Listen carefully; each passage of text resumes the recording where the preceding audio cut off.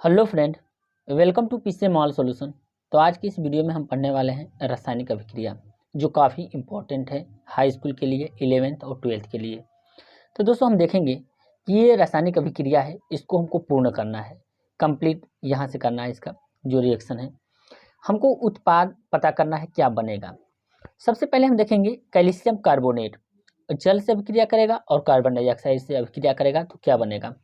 तो यहाँ से जल से और कार्बन डाइऑक्साइड से जब अभिक्रिया करेगा तो यहाँ से बनेगा कैल्शियम बाई कार्बोनेट। यहाँ से बनेगा कैल्शियम बाई कार्बोनेट। यदि हम कैल्शियम बाई कार्बोनेट को हीट कराएं तो यही हमारा प्राप्त होगा कैल्शियम कार्बोनेट। जल और कार्बन डाइऑक्साइड बाहर निकल जाएंगे तो ये हमारा क्या प्राप्त हुआ, कैल्शियम बाई कार्बोनेट। अब इसी प्रकार हम देखेंगे सोडियम कार्बोनेट का जब हम अभिक्रिया कराते हैं H2O से, कार्बन डाइऑक्साइड से, तो ये हमारा क्या प्राप्त होता है, बहुत ज़्यादा इंपॉर्टेंट है। आप इंपॉर्टेंट लगा सकते हैं यहाँ से, हाई स्कूल के लिए इंपॉर्टेंट है, 11th के लिए भी इंपॉर्टेंट है और कंपटीशन में भी ऐसे आते हैं। तो सबसे पहले हम देखेंगे सोडियम कार्बोनेट को जल से और कार्बन डाइऑक्साइड से अभिक्रिया कराएंगे तो क्या प्राप्त होगा, तो खाने वाला सोडा प्राप्त होगा, यानी 2NaHCO3 सोडियम बाइकार्बोनेट। इसका नाम है सोडियम बाइकार्बोनेट। सोडियम कार्बोनेट का जल से अभिक्रिया और कार्बन डाइऑक्साइड से अभिक्रिया करेगा तो क्या प्राप्त होगा, सोडियम बाइकार्बोनेट प्राप्त होगा। अब यहाँ से देखेंगे थर्ड नंबर है कैल्शियम कार्बोनेट का हमको HCl से रिएक्शन करेगा तो क्या प्राप्त होगा। तो जैसे हम तोड़ेंगे कैल्शियम प्लस में टू में टूटेगा तो कार्बन हमारा कार्बन 2 माइनस में टूटेगा, लेकिन हम जब इसको तोड़ेंगे तो H प्लस में टूटेगा और Cl माइनस में टूटेगा। तो ये हम देखेंगे तो यहाँ पे चार्ज बैलेंस नहीं है, यहाँ पे 1 है तो यहाँ पे 2 है, यहाँ पे 1 है तो यहाँ पे 2 है। यदि हम 2 से मल्टीप्लाई कर दें तो यहाँ पे भी 2 से मल्टीप्लाई करना पड़ेगा, यहाँ से भी 2 से मल्टीप्लाई करेंगे तो ये 2 में टूटेगा, 2H प्लस में 2Cl माइनस है। यानी हम देखेंगे 1 हाइड्रोजन के लिए 1 प्लस तो 2 हाइड्रोजन के लिए 2 प्लस, 1 क्लोरीन के लिए 1 प्लस 1 माइनस तो 2 क्लोरीन के लिए 2 माइनस।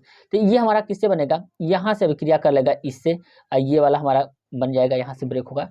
तो यहाँ से देखेंगे जैसे ही अभिक्रिया करेगा तो कैल्शियम क्लोराइड बनेगा CaCl2, लेकिन यहाँ से हमारा क्या बनेगा, सेम ऊपर वाला कंडीशन में बनेगा, हमारा जल भी निकलेगा, यहाँ से निकलेगा H2O और प्लस कार्बन डाइऑक्साइड भी हमारा बाहर निकलेगा। बहुत ज़्यादा इंपॉर्टेंट ये सब रिएक्शन है आपके लिए, बहुत ज़्यादा इंपॉर्टेंट है। कैल्शियम कार्बोनेट का जब अम्ल से रिएक्शन कराते हैं तो कैल्शियम क्लोराइड बनता है और जल बनता है और कार्बन डाइऑक्साइड भी हमारा निकलता है।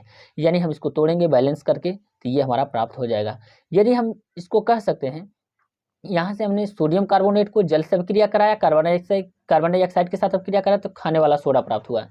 अब इसी प्रकार हम देखेंगे Na2CO3 सोडियम कार्बोनेट का जब अभिक्रिया कराएंगे किससे, यानी HCl से, तो सोडियम को तोड़ेंगे तो 2Na प्लस में टूटेगा, यहाँ से हम आयन फॉर्म में तोड़ेंगे, लेकिन हम कार्बोनेट को तोड़ेंगे तो ये 2 माइनस में टूटेगा, यहाँ से तोड़ेंगे तो H प्लस में टूटेगा और Cl माइनस में टूटेगा।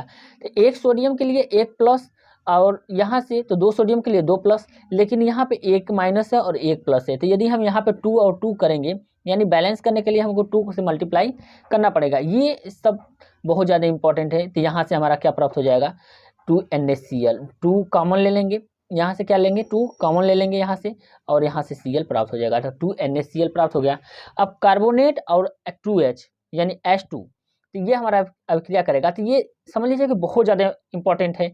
यानी H2CO3 का जब हम क्या करेंगे, हीट कराएंगे तो जल भी बाहर निकलेगा, यहाँ से H2O अब प्लस कार्बन डाइऑक्साइड भी बाहर निकलेगा। ये सब अभिक्रिया बहुत ज़्यादा इंपॉर्टेंट है आपके लिए, तो आप ध्यान से देखें और वीडियो के लास्ट तक बने रहें। अब यहाँ से देखेंगे 5 नंबर जो क्वेश्चन है, 5 नंबर हमारा सोडियम है। सोडियम पर क्या होता है, 1 प्लस यानी प्लस होता है, लेकिन ऑक्सीजन पर कितने होते हैं, 2 माइनस। अब देखेंगे 2 से गुणा करेंगे तो इस पर कितने चार्ज हो जाएंगे, -4, यानी इस पर कितने चार्ज हो जाएंगे, -4, लेकिन इस पर 1 है। तो यदि हम 4 से यहाँ से मल्टीप्लाई कर दें तो ये हमारा बैलेंस हो जाएगा। तो हमको सोडियम के प्लस क्या करना पड़ेगा, 4 से मल्टीप्लाई करना पड़ेगा, क्योंकि सोडियम की जो संयोजकता होती है प्लस होती है और ऑक्सीजन की संयोजकता होती है, यहाँ पे भी +2 होता है, लेकिन जब चार्ज की बात किया जाए तो 2 माइनस होता है। तो यहाँ से जैसे अभिक्रिया से रिएक्शन कराएंगे तो 2 कॉमन ले लेंगे तो क्या बनेगा, 2Na2O, यहाँ पे सोडियम ऑक्साइड, तो यहाँ से हमारा बन गया 2Na2O। फिर हम देखेंगे यहाँ पे जिंक पे हम देखेंगे तो जिंक भी हमारा धातु है। जिंक हमारा जब ऑक्सीजन से रिएक्शन करेगा तो क्या प्राप्त होगा, जिंक पे 2 चार्ज होता है, लेकिन इसका देखा जाए तो इस पे 2 माइनस होता है। तो एक ऑक्सीजन के लिए -2 तो 2 ऑक्सीजन के लिए -4, ये हो जाएगा, लेकिन एक जिंक के लिए +2 है, तो यदि हम यहाँ पे 2 से मल्टीप्लाई करते हैं तो हमारा चार्ज भी बैलेंस हो जाएगा। यानी 2 जिंक के लिए क्या प्राप्त होगा, 2 प्लस, तो 2 प्लस 2 दूना के 4 हो जाएगा, जिंक पे 4, तो ऑक्सीजन में भी 4, तो यहाँ से हमारा जो प्राप्त होगा ये हो जाएगा 2 कॉमन लेने पर 2ZnO, जिंक ऑक्साइड, ये हमारा प्राप्त हुआ। अब यहाँ पे देखेंगे जिंक का हम अम्ल से रिएक्शन कराएंगे। आपको एक चीज़ पता होना चाहिए कि जब हम धातु का अम्ल से रिएक्शन कराते हैं तो हाइड्रोजन गैस रिलीज होता है। तो यहाँ पे जिंक पर कितने चार्ज हैं, तो जिंक पे हमारा चार्ज होता है +2। अब यहाँ से देखेंगे हाइड्रोजन तो 2H+ में टूटेगा, लेकिन SO4 क्या हो जाएगा 2 माइनस में, यहाँ हो जाएगा SO4 पे जो चार्ज होता है वो फिक्स होता है -2। अब इससे रिएक्शन करेंगे तो ये माइनस के साथ जाएगा, यहाँ पे बनेगा ZnSO4, जिंक सल्फेट बनेगा और हाइड्रोजन गैस हमारा क्या हो जाएगा, बाहर निकल जाएगा। क्या होगा, हाइड्रोजन गैस बाहर यहाँ से निकलेगा। अब 8 नंबर देखेंगे, सेम 8 नंबर है, ये सब बहुत ज़्यादा इंपॉर्टेंट और इम्पॉर्टेंट जो क्वेश्चन है बहुत ज़्यादा हैं। जब ये हमारा धातु है, जब धातु का अम्ल से रिएक्शन करते हैं तो हाइड्रोजन गैस निकलता है। तो Fe पे देखेंगे Fe+2 यहाँ से, लेकिन 2H+ में तोड़ेंगे, SO4 2 माइनस में तोड़ेंगे। अब इसका रिएक्शन कराएंगे इससे SO4 से, तो क्या बन जाएगा FeSO4, फेरस सल्फेट। अब फेरस सल्फेट बनेगा, अब प्लस हमारा यहाँ से निकलेगा हाइड्रोजन गैस, ये हमारा हाइड्रोजन गैस बाहर निकल गया। अब देखेंगे जिंक का, जिंक का जब हम देखेंगे कि कॉपर सल्फेट से जब रिएक्शन कराते हैं तो क्या प्राप्त होगा, ये आपको ध्यान में रखना है दोस्तों, ये बहुत ज़्यादा हाई स्कूल में के लिए बहुत ज़्यादा इंपॉर्टेंट है। जिंक हमारा धातु है, जिंक हमारा +2 चार्ज होता है, लेकिन कॉपर +2 होगा और सल्फेट में भी हमारा 2 माइनस होगा।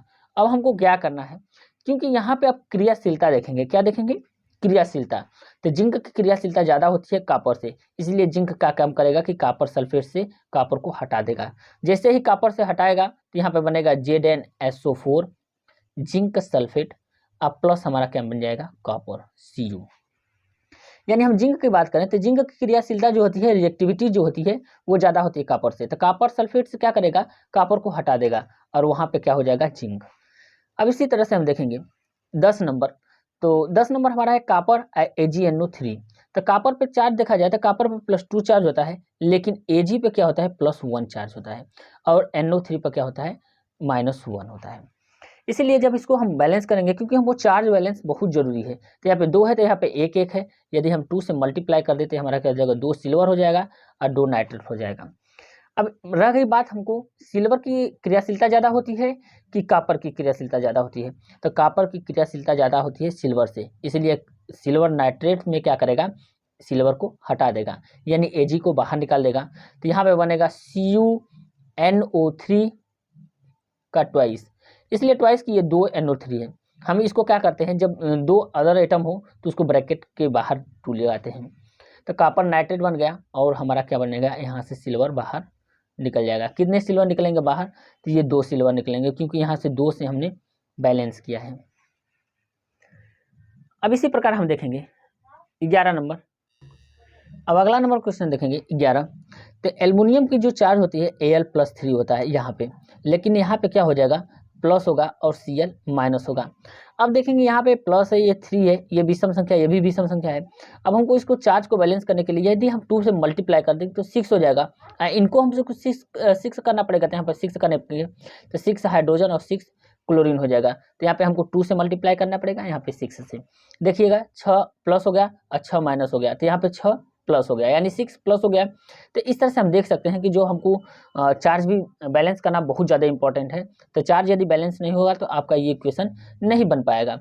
इसलिए हम एक एल्युमिनियम पर कितने चार्ज होते हैं, 3, तो 2 3 6 हो गया, लेकिन हाइड्रोजन पे 1 है, तो हमको बैलेंस करना है 6 के लिए। तो क्या काम करेंगे कि 6 का यदि मल्टीप्लाई करेंगे तो 6 ये भी हो जाएगा और 6 माइनस भी हो जाएगा। तो यहाँ से हम 2 कॉमन लेंगे, तो जैसे 2 कॉमन लेंगे तो यहाँ पे बनेगा AlCl3, एल्युमिनियम क्लोराइड। अब प्लस हमारा बनेगा यहाँ से हाइड्रोजन, यानी 6 हाइड्रोजन है तो 3H2 हम इसको लिख सकते हैं। क्या लिख सकेंगे, 3H2O। तो एल्युमिनियम का जब हम अम्ल से रिएक्शन कराते हैं जो धातु का, तो एल्युमिनियम क्लोराइड बनता है और हाइड्रोजन गैस हमारा बाहर निकलता है। अब यहाँ से देखेंगे 12 नंबर, मैग्नीशियम धातु है और HCl अम्ल है। जब धातु का अम्ल से रिएक्शन करते हैं तो हाइड्रोजन गैस निकलता है, यानी मैग्नीशियम पर देखेंगे तो +2 चार्ज होता है और HCl पे +1 होता है और Cl पे -1 होता है। अब चार्ज को बैलेंस करने के लिए हम यहाँ पे 2 से गुणा करेंगे और यहाँ पे 2 लगाएंगे तो बन जाएगा MgCl2 प्लस H2 क्या हो जाएगा, यहाँ से गैस बाहर निकल जाएगा। इसी तरह से हमारा देखेंगे आयरन क्या होता है, इसकी जो क्रियाशीलता होती है कॉपर से ज़्यादा होती है, इसलिए कॉपर सल्फेट से कॉपर को बाहर निकाल देगा। हम यहाँ पे डायरेक्ट कर सकते हैं Fe+2 Cu+2 SO4 2-। अब यहाँ इससे रिएक्शन करेगा, कॉपर को बाहर निकाल देगा तो बनेगा FeSO4, ये बनेगा FeSO4 अब प्लस हमारा क्या बन जाएगा, कॉपर बाहर निकल जाएगा। तो ये रहे हमारे रासायनिक अभिक्रिया, ये रहा हमारा उत्पाद। तो ये बहुत ज़्यादा इंपॉर्टेंट है आपके लिए। तो दोस्तों वीडियो को लाइक करें और चैनल को जरूर सब्सक्राइब करें। थैंक यू दोस्तों।